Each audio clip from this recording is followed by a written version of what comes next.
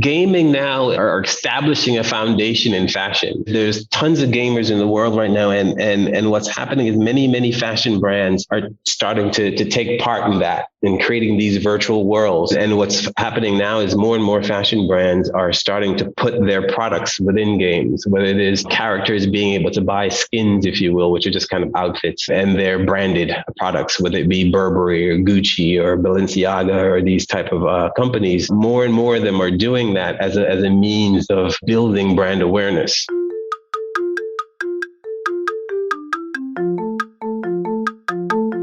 This week, we are brought to you by Attest. Attest is a consumer research platform that enables brands to make customer understanding a competitive advantage with continuous insights. By combining unparalleled speed and data quality with on-demand research guidance, the platform makes it simple and fast to uncover opportunities with consumer data and grow without guesswork.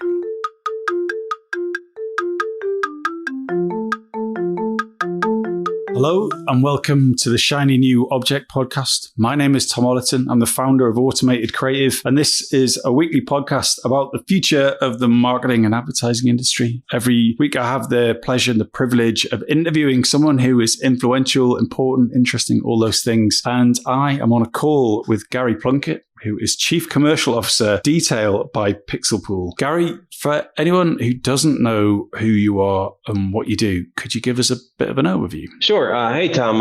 Thanks for having me. Really appreciate being here. In terms of the long to the short of my career, basically, I have over 20 years experience in fashion, from traditional fashion. I started my career at a department store called the Bon-Ton, which is actually no longer functioning. From there, I worked for Tommy Hilfiger for a little over 10 years, and then transitioned to working for a denim brand called G-Star in Europe.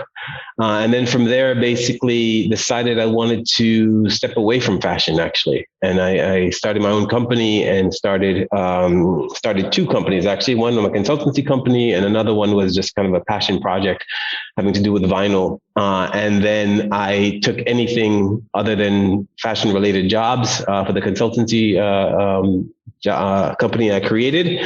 And then basically, while doing that, I was searching for something more future thinking and came upon a role with PixelPool that was launching a new digital platform to service the fashion industry, actually, but kind of bringing the fashion industry into digital technology and into 3D. And for me, that sounded perfect. It got to leverage my over 20 years experience in traditional fashion, while also forcing me to learn something new in terms of digital and kind of something more future forward thinking. So that's basically how I ended up where I am today. So we'll get to PixelPool in a bit, but just getting to know you a bit first. So in terms of your career, how do you want that to be remembered? I want my career to be remembered based on the people I helped along the way. Actually, I think I benefited a lot from a number of amazing women executives in my career who saw something in me and gave me a chance and challenged me. And recognized that I needed to be given new challenges along the way to keep me interested. And I think I've tried to pass that forward in looking for young talent and believing in them and pouring into them and helping them along the way. And I think thus far my track record has shown as much. If I look back at the number of people who have reported to me through the years, they've moved on quite nicely in their career. And we still touch base every now and again and kind of joke about how green they were when I first hired them.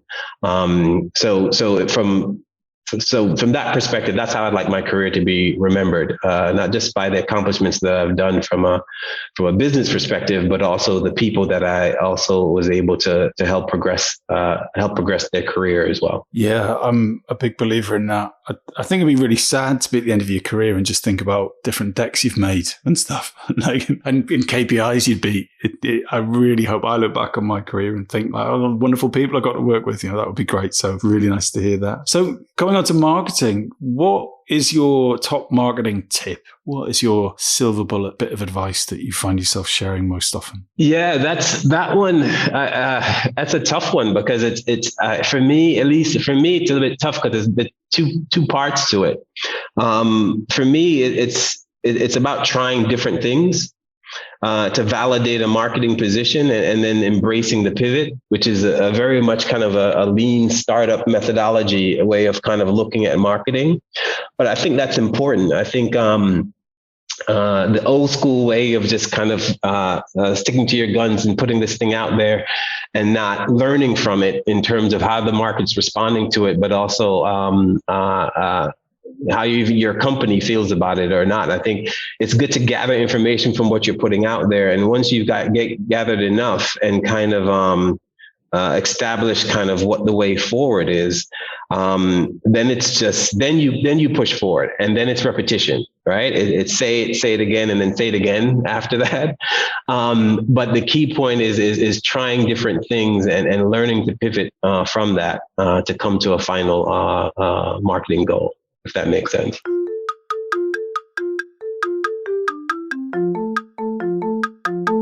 So we're going to come on now to your shiny new object, which is gaming technology. So I think I know what the marketing application of this is, something I think I've been thinking about. And I would really like to hear why gaming tech is your marketing shiny new object and why that represents the future for you. It is interesting enough because gaming now has like are establishing a foundation in fashion. There's tons of gamers in the world right now, and what's happening is many fashion brands are starting to take part in that, in creating these virtual worlds, including not just fashion but also even artists. Travis Scott did a whole concert in a game, basically, where millions of people came and attended that and watched it from a gaming console, essentially. And what's happening now is more and more fashion brands are starting to put their products within games, whether it is characters being able to buy skins, if you will, which are just kind of outfits, and their branded products, whether it be Burberry or Gucci or Balenciaga or these type of companies. More and more of them are doing that as a means of building brand awareness. If you have a character in the game that's called, Gucci Boy, and in real life you're not wearing Gucci, it seems kind of a disconnect. So it creates a scenario where you potentially also want to live your persona outside of the game. But also, if you've never heard of this brand and you like the skin that you bought, next time you walk past a store of that brand, you may be more interested to go into it as well. So anyway, the long to the short is gaming is becoming more and more important in the fashion industry, not only from a marketing and brand awareness perspective, but also because more and more fashion brands are delving further and further into 3D. Designing in 3D and creating full collections in 3D without a single sample being produced, and then using that to sell to the market. And as a result, gaming comes into play there because you could do way more with 3D garments in a game setting than you can in just a 2D or even on a grid view in a traditional kind of e-commerce way of selling. You can put 3D items there as well, but in a gaming environment, that product can actually do something. It could dance, it could run, it could have a fashion show. It just becomes way more interactive and way more interesting. So it's so exciting to hear you say this because I grew up in the 90s, really, and the idea that gaming would have anything to do with fashion seems so wild. But the case you make is brilliant. But what I'm trying to work out, and I would love to know if you have any data on this, is what is the crossover in terms of a consumer, right? So the outdated stereotype of a gamer is a spotty 15-year-old kid, and the outdated luxury consumer or fashion consumer is someone probably 10 years older than that with some expendable income. So what is the overlap now? Someone said to me recently that there's so many gamers, you can't really talk about gamers anymore. It's a bit like saying people who watch movies, or people who watch Netflix or something. So what is the overlap? So yeah, sure, on Fortnite, you could buy Balenciaga gear, you could get the white hoodie for $10 or $500 in the store or something around that. And I thought that was interesting. But who is that crossover? Who are these people playing Fortnite that have got $700 to spend on a white hoodie? Well, that's a very, very good question, because it's they don't necessarily have that money to spend on that hoodie, but they can spend the $9.99 for the skins to have it in their gaming scenario. So it creates two avenues, actually. So there are people who are gaming that do have that money, but because more and more people are investing time and energy into their gaming persona, that $9.99 skins that they bought, imagine 10,000 people buying that same thing to wear in when they're playing that particular game with their own friends, or so on and so forth. So as a multiplier, the brands tend to end up, can make good money just dressing your video game avatar or a video game character. So there's a commercial model for that.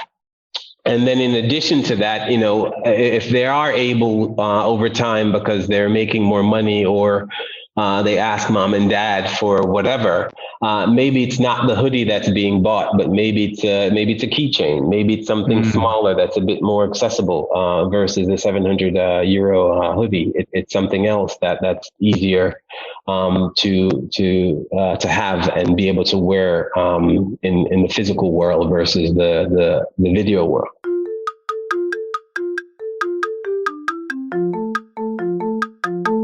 This episode of the Shiny New Object podcast is brought to you in partnership with Madfest. Whether it's live in London or streamed online to the global marketing community, you can always expect a distinctive and daring blend of fast-paced content, startup innovation pitches, and unconventional entertainment from Madfest events. You'll find me causing trouble on stage, recording live versions of this podcast, and sharing a beer with the nicest and most influential people in marketing. Check it out at www.madfestlondon.com.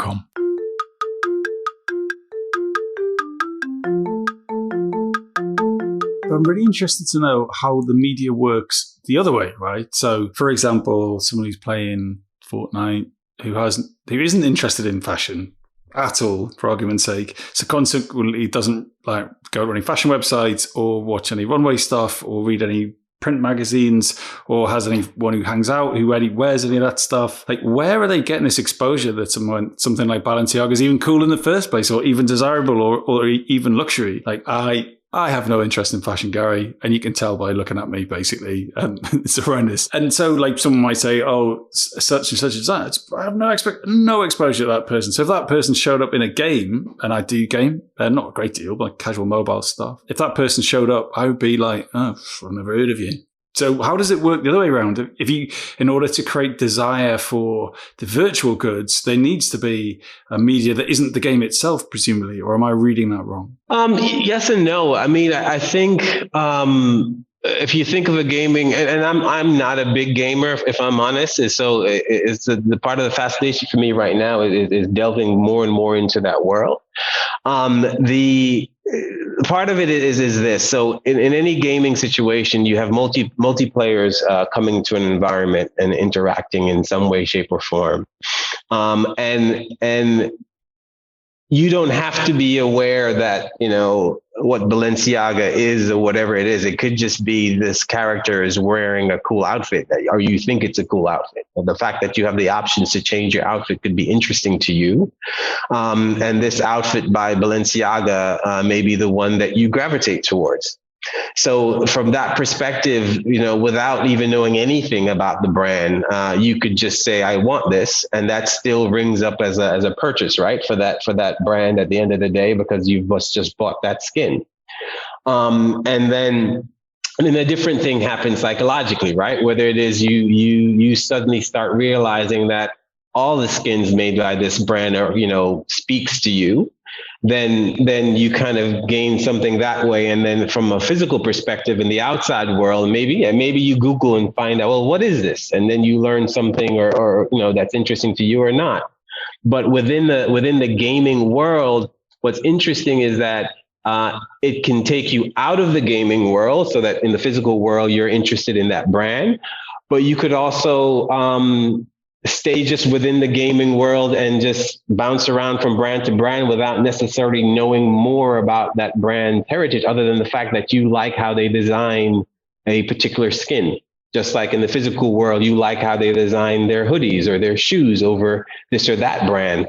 It becomes a preference based on what you like, and that will change. Where I think more and more players may bounce around from different brands offering without necessarily knowing everything about that brand in terms of its heritage and what makes it who it is. So I'm assuming that PixelPool have an answer for all this, and I would love to know more about what the product is, how it works, and how Dtail specifically is addressing this fascinating opportunity that you guys have clearly invested in. Sure. I mean, well, right now, excuse the slang, but like everybody and their mother is basically designing in 3D now, like a number of different brands from the beginning stages to some who are way more advanced. And what's happening is they have more and more designs in 3D. And the question is, well, what do I do with this? And what we offer is we basically built a platform called Dtail that's built on the Unreal gaming engine, where we basically created a virtual world in which you can create virtual twins of physical spaces. So whether it be a store or a showroom or a house or your office even, Tom, where we can create a virtual twin of that, where all the items in it, whether it be, a table or a chair or a fixture, can be moved around as just like a video game, picking something up from one place and placing it someplace else to basically create a space that could be used for selling. So you could use it to present to a buyer to then sell a product on those particular fixtures. So your 3D garments can then be incorporated into the space by yourself. You can place it however you want it to be placed. And then you can sell that to a buyer, or you could use it with more and more people now working from home. You could basically use that as a means for everyone to kind of log into that space together. And while someone takes control of the controls in moving through the space, putting products here, there, whatever, you as a team can determine kind of how your collection comes together. By looking at it in totality and how that could land on a selling floor, for example. So that's one way, kind of the starting place. But for us, our vision is to think way outside the box. I mean, the whole nature of gaming is that you're able to create these unrealistic worlds that you can interact with characters and so on and so forth. So our position is, why can't you do that in fashion? Why can't you display or sell your products in some fantastical world, whether it be in space or in the clouds or under the earth or within a mountain or whatever it is? Why does it have to be this 4-wall space with a floor and traditional fixtures? Why not reimagine how you present yourselves to the overall market and how your product function and is displayed to create a just much more dynamic and interesting experience from a selling as well as marketing or merchandising perspective.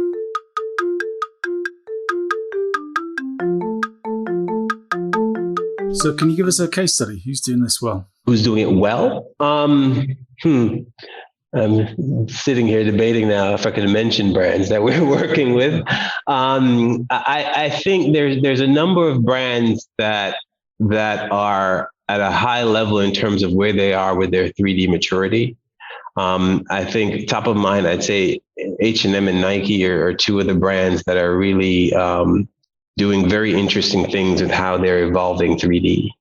I cannot get into details there in terms of exactly what they're doing, but in terms of how the market's evolving and who really has an idea of thinking ahead and how they can capitalize upon that, I'd say that those two brands are doing some really interesting things and really pushing the envelope in terms of what they're able to bring to the market from a 3D perspective, but also in general from a digital perspective. It's very impressive. So what are we going to see in the next 12 months from this space? What firsts are going to come out? What first are going to come? Well, I mean, I think for right now, obviously, what's all a buzz is the whole thing about the metaverse and so on and so forth. So I think gaming technology will help to make that a reality in a much more interesting and dynamic way, where you can, just like now you have multiplayer games that you can go in and kind of be functioning in a space together, and you see that other character moving around, in one corner versus the next.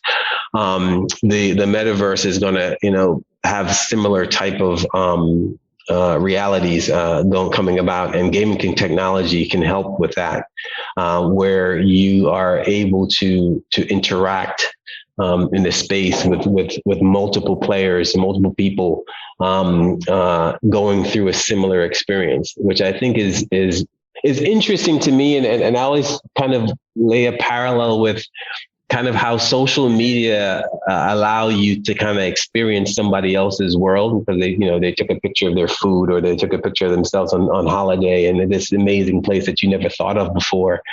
I think with gaming technology, you'll now be able to kind of enter that space virtually, which is interesting. The sky becomes limited in terms of what you're able to then experience and allow your friends, family, or strangers to also experience based on what you can create and think up and then execute using gaming technology as well as other 3D and digital technologies. Unfortunately, we are at the end of an episode, and we could have done this for a few hours, I think, unfortunately. But you've done a really beautiful job of presenting a very exciting future and the role that you guys play in that. So if someone wants to get in touch with you, how would you like them to do it? You could reach out to me on LinkedIn.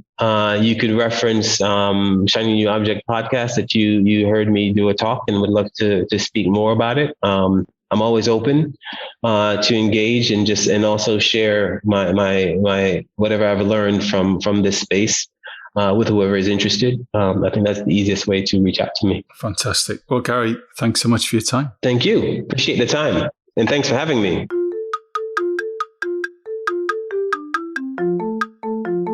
Hi. Just before you go, I'd really appreciate it if you could take the time to write a review of the Shiny New Object podcast on Apple Podcasts or iTunes, whatever it's called these days, or whichever podcast provider you use. We're an indie podcast, so it would go a long way for us if you could just share the word and give us a bit of a support on those channels. That'd just be fantastic. If you haven't got time, that's also cool. And yeah, if you could tell your colleagues about the podcast, and also, if possible, don't forget to subscribe. And I'd love to hear your feedback. If you'd like to speak on the podcast or be a guest, or you think I'm asking the wrong questions, anything, I'd be super interested to hear what you think. So please email me at tom@automatedcreative.net. That's TOM at, I'm not going to bother spelling it. Anyway, you'll work it out. Thanks so much.